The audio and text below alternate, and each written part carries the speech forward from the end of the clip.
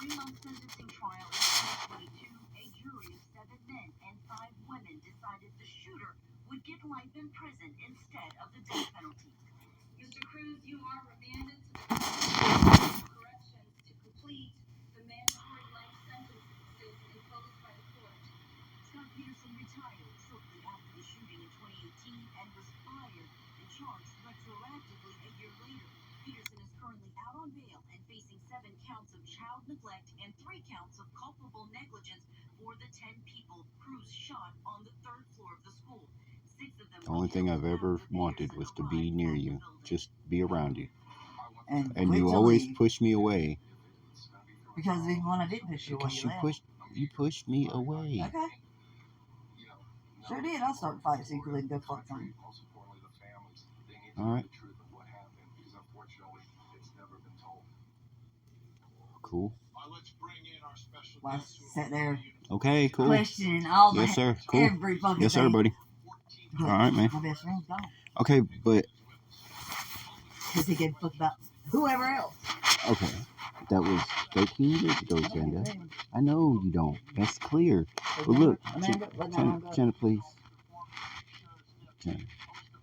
There's no need to keep having to be like this. And I think you should know how I feel. I know how you feel. No, you don't. You make it very clear. No clue. I have no clue. None. Chanda, you have told me repeatedly. And you don't give a fuck. To leave.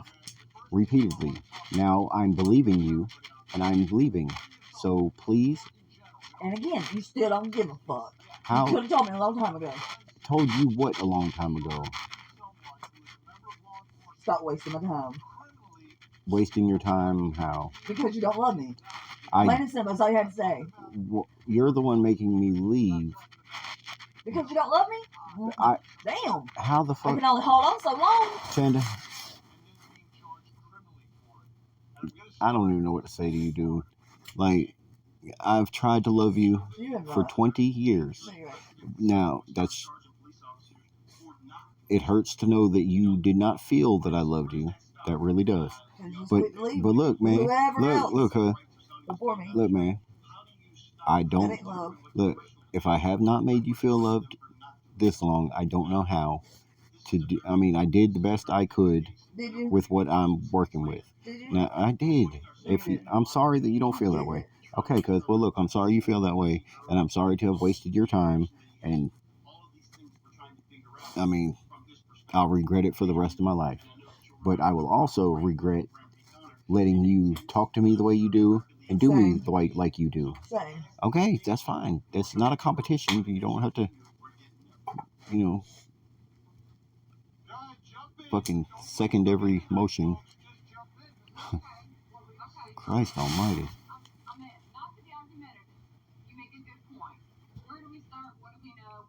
You're just fucking flip-flopping shit now. 1 minute, damn, everything's cool, and one minute it's the worst in the world. I can't deal with that. Well, you're the one doing it. If you can't deal with it, stop doing it. Christ all fucking mighty. Then I gotta deal with it, right? Not. What the fuck you think I'm trying to do? Why do you talk to me the way you do? Because you talk to me the same way. Do I really? Yes, you really do. After you have triggered me, like, when I react to what you're doing, that's not me being mean or being any sort of way. That's me having fucking emotions and feelings reacting to the way you fucking do me. Now, if you don't understand that, well, that's just sad, and I'm sorry that it's that way. But, I mean, Christ almighty.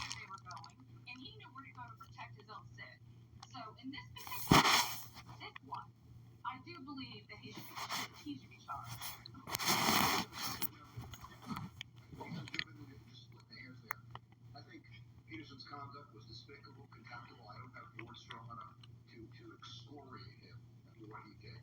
That being said, I don't think he should be charged. I don't think, especially if you think about what in the last, half dozen years, we've seen nothing but a movement portraying unemployed, blaming I'm not saying this was not an egregious example, but I think when you try to draw the line, trying to make a determination, well, this particular case is contemptible enough. I think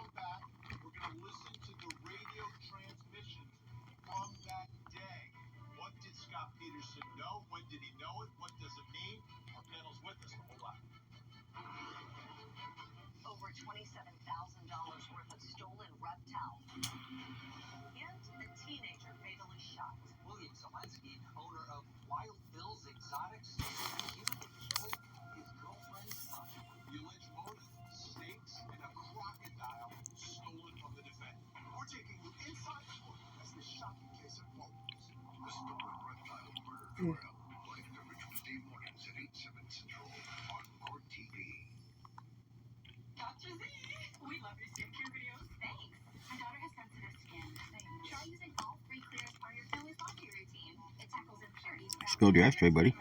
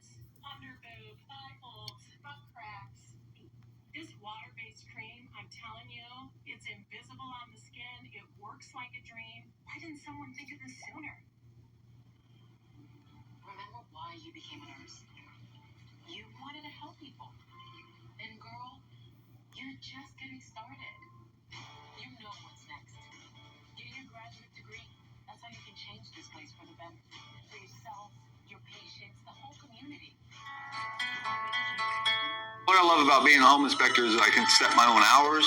You know,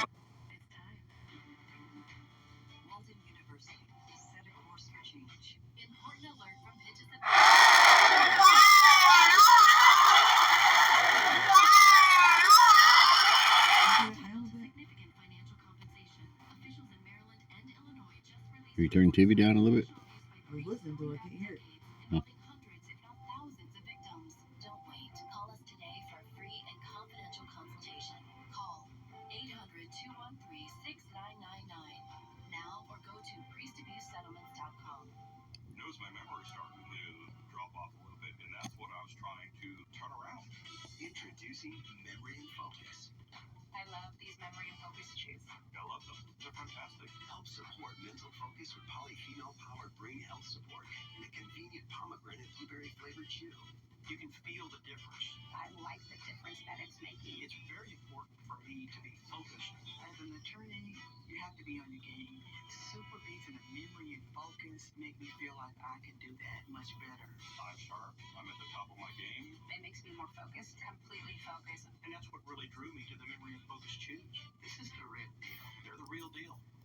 So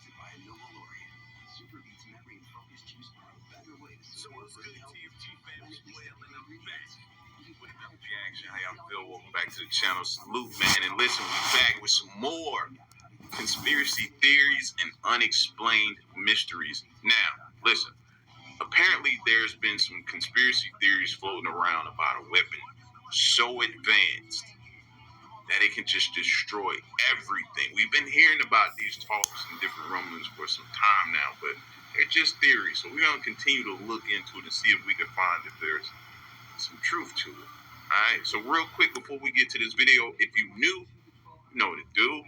Hit that subscribe button, join the family, and run the likes up, man. Tear that like button up, bro. That's all. Gets the video out there. All right, let's check this out. Here we go. It's probably the horror scenario of every army. The enemy is in possession of a unique technology that is as powerful as it is.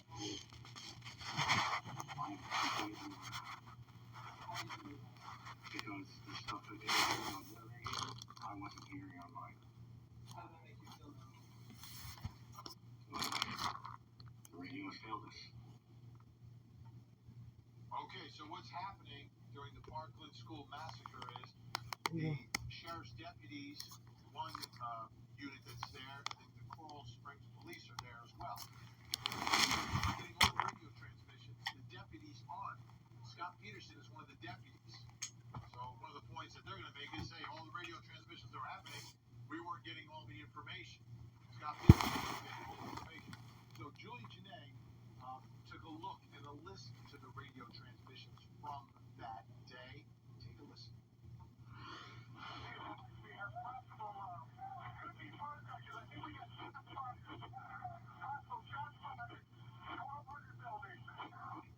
Two and a half minutes after the Parkland school shooter began firing his semi-automatic weapon inside of Building 1200, school resource officer Scott Peterson arrived on scene by golf cart.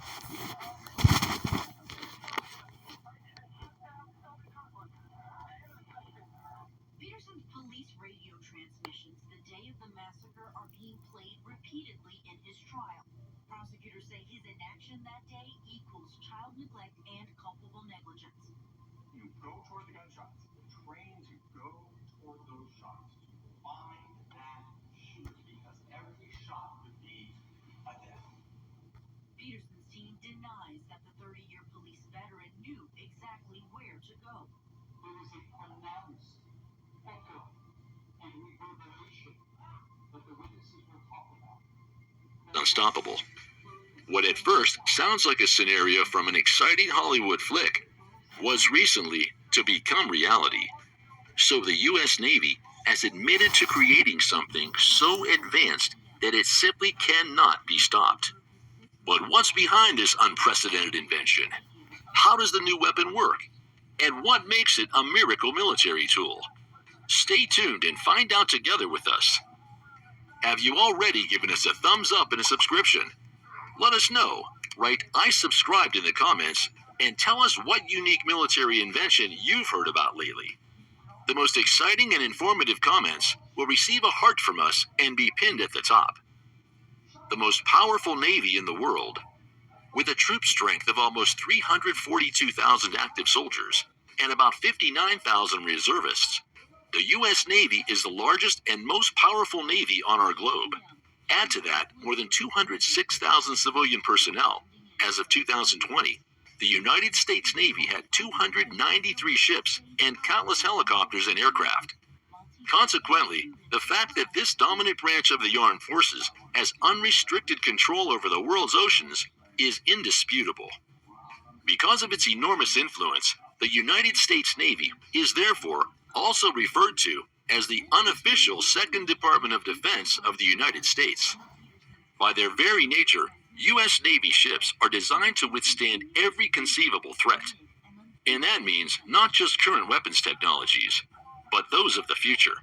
So while the existing fleet is constantly being modernized and equipped with new systems, new battleships are also being launched on a regular basis. One of these floating fortresses is named USS Zumwalt, named after former Navy Admiral Elmo Russell Zumwalt. The destroyer is 108. Now, let me make sure I make this very clear, right? That I've been in a situation like this, 400 people, my police vehicle got shot up, so it's chaotic. It's extremely chaotic. Feeling bored and in need of a change? Listen up, moms who want to go back to school. You could 83 meters long and just under 25 meters wide. Bro, that thing looked like a tank on water, bro. Go back. Zumwalt, named after former Navy Admiral Elmo Russell Zumwalt. The destroyer. Look at that, fam.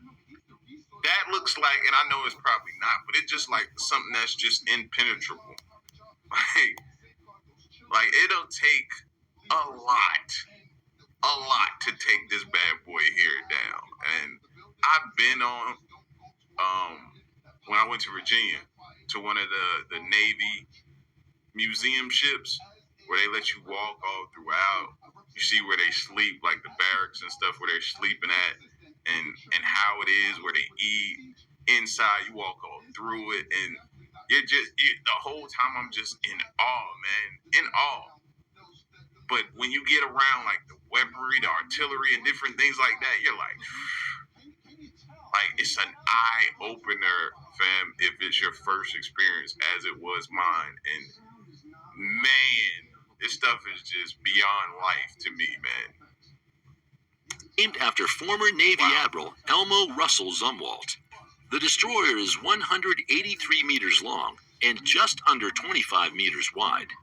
One aspect that makes the USS Zumwalt so unique is its sophisticated stealth technology. The combination of the use of carbon fibers, the unconventional design, and the special coloring causes the imposing destroyer to look like an insignificant fishing boat on radar. New laser technology. How do you do that? Is that true? What am I saying? It probably is, and if it is true, ain't nobody gonna speak on it, right? That's incredible to be able to do that, to make yourself appear just like a normal boat. Imagine how you can sneak up on enemy like that.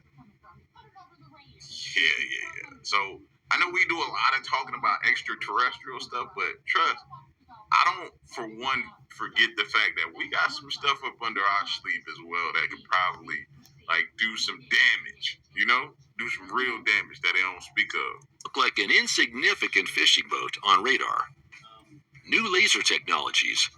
To arm itself against the ever-increasing threat of combat threats and hypersonic missiles, the U.S. Navy is currently relying more than ever on a breathtaking technology, lethal laser weapons that knock flying attackers out of the sky with equal precision and effectiveness.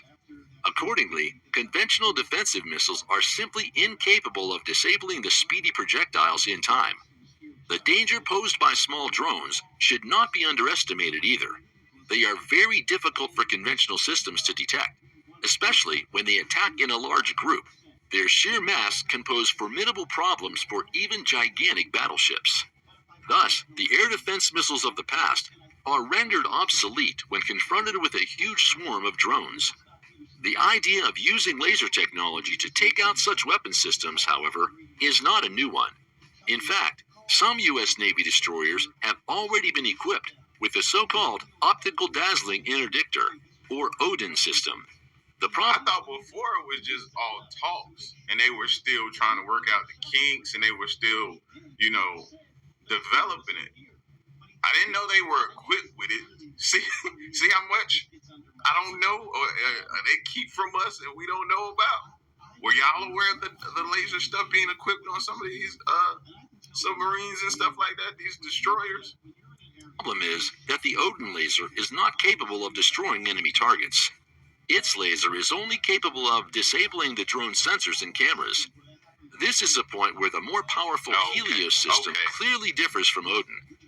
Helios can also disable sensors and cameras, and destroy the targets as well. This is accomplished by aiming the laser at the object until it overheats and falls from the sky. However, the Helios system comes with a big catch. It is more or less a fair weather technology.